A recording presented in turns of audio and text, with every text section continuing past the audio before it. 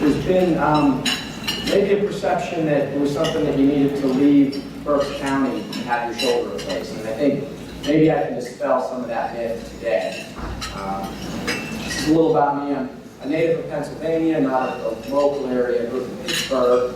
My wife is a local Berks County native, and I met her while I was here doing a rotation for medical school. I went to Penn State for college and for medical school, and then went to San Francisco for my orthopedic training. A little bit more, my office is not too far from here in the Target, Spring Township. I've only been here in the local area since July. I've enjoyed being here, things are going great. I joined Dr. Kevin Terafenko. He's a knee replacement specialist, who I'm sure probably at least a few folks here that have been to see him before. So, touching a little bit on what's new in these areas and what's kind of exciting, and I think that these are sort of cutting edge ideas that you can, things that you can receive this kind of care right here locally that I can provide for you at Reading Hospital and in my office. Things like customized shoulder replacement, shoulder replacements that allow the implant to be adjusted just so that it exactly fits your anatomy, as opposed to some other designs that force you to kind of change the anatomy perhaps to match the metal implant. The treatment of irreparable or unrepairable rotator cuff tears with shoulder replacements that requires a specialized different type of device, but that's really a great area because in the past, if you had a rotator cuff tear that didn't heal, or that you tore, or if you had a large tear that had been untreated for a long time, frequently you were told that you didn't have any good options. But with reverse shoulder replacement, I can offer that to you as another option, another alternative to eliminate pain and improve your function, even if your rotator cuff is beyond repair. People always ask about how long do these things last? What's the chances that I'll have problems? In general, there's about a 1% per year risk of having problems with your implant, whether it's a hip, a knee, or a shoulder. So that means that by about 20 years, there's still about 80% that are working well, and only about 20% of people that have had a problem requiring another operation, even at 20 years out from the first surgery. Arthritis is a common problem. It can affect any joint in your body. The shoulder is affected commonly, not as commonly as the hip or the knee or the fingers. Those are probably the most common sites of arthritis. There are various types of arthritis. Osteoarthritis is sort of the run-of-the-mill kind of wear and tear type of arthritis.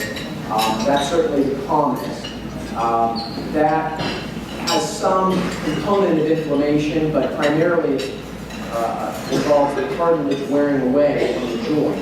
And so you have a roughened surface with a lot more friction. You may have grinding and popping and things like that. These are some of the symptoms you might notice if you have arthritis in your shoulder. Something else people talk about is, how do I prevent this from happening? If I have some arthritis, how do I prevent it from getting worse? And that's a tough one. There's not clear ways of preventing yourself from developing arthritis. If you have a specific type of arthritis, like rheumatoid arthritis, you should certainly be seen by a rheumatologist, and those medications can help prevent that from progressing. If you have osteoarthritis, it does tend to progress, it tends to get worse, but there's not really a specific treatment that is preventative of that worsening, of keeping you from developing a bigger problem. I encourage folks that have arthritis to be as active as they're able to be. Certainly, one of the strategies for helping with your arthritis may be to modify your activities, but to the extent that you can handle it, that it doesn't hurt you too much, I would encourage you to be as active as you can. But these are some of the things you might notice. Certainly, pain is the main reason someone would come into my office with your arthritis. Usually with shoulder arthritis, you have pain around the shoulder, although sometimes it does sort of radiate down the arm. Usually you would not have numbness or things like that associated with shoulder arthritis. That would be more suggestive of you have a problem with your neck if you have arm pain that goes with numbness. Arthritis often causes a decreased range of motion, so you might not be able to reach up overhead or behind your back. You may have a little decreased strength, and usually you've not had any specific injury in those cases. You don't know why your shoulder started to bother you, although maybe a minor trauma may seem to be interrelated. Treatments for arthritis, the sort of basics are kind of across the board for most joints. Modifying your activities. That might mean specific things you do. You're not keeping anything on the top shelf that you need to use regularly because reaching overhead might be painful. Adjusting the way that you get around, maybe using a cane in the opposite hand if you need a cane. Physical therapy or home exercises can sometimes be helpful by strengthening the rotator cuff, by increasing your range of motion, working on stretching if you have tightness or stiffness. Oral medications, there's a couple of different kinds. Non-steroidals, if your medical problems allow you to take them safely, would probably be the best option. That would be sort of your traditional arthritis medications.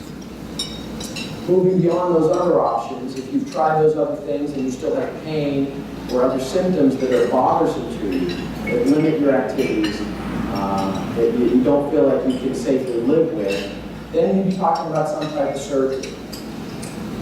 Shoulder arthroscopy can be helpful for some folks with arthritis. It is not a great treatment for most.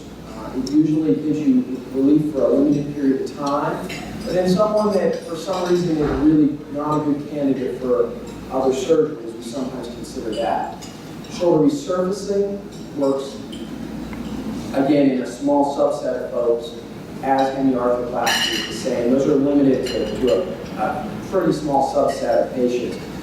Total shoulder replacement and reverse shoulder replacement would be the surgeries of choice for most folks if these other things have not given you adequate relief of your pain.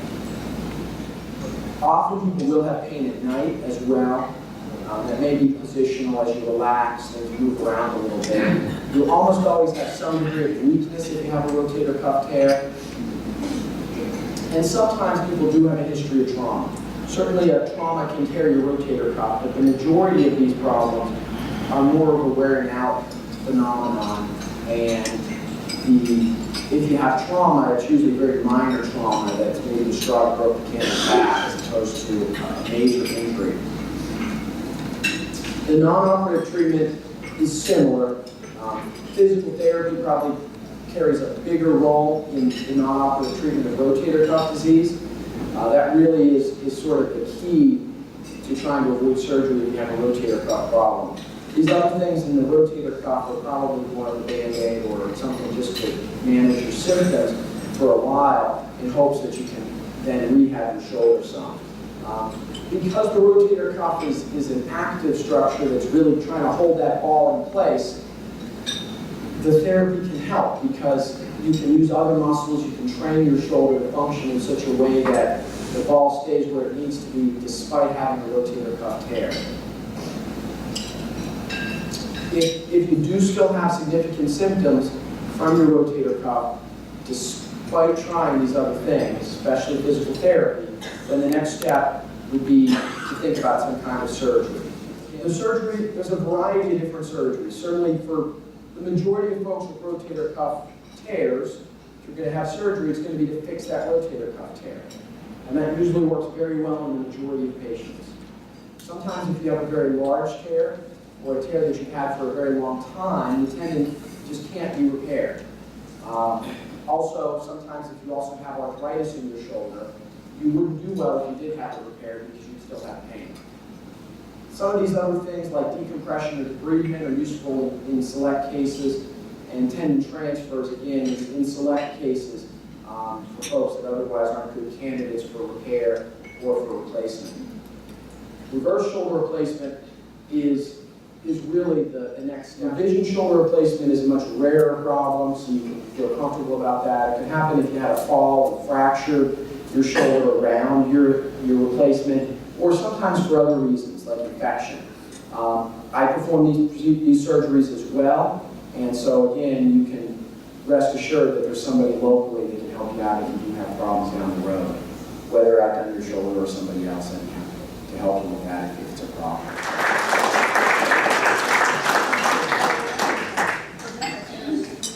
Thank everybody for coming out and giving me the opportunity to speak.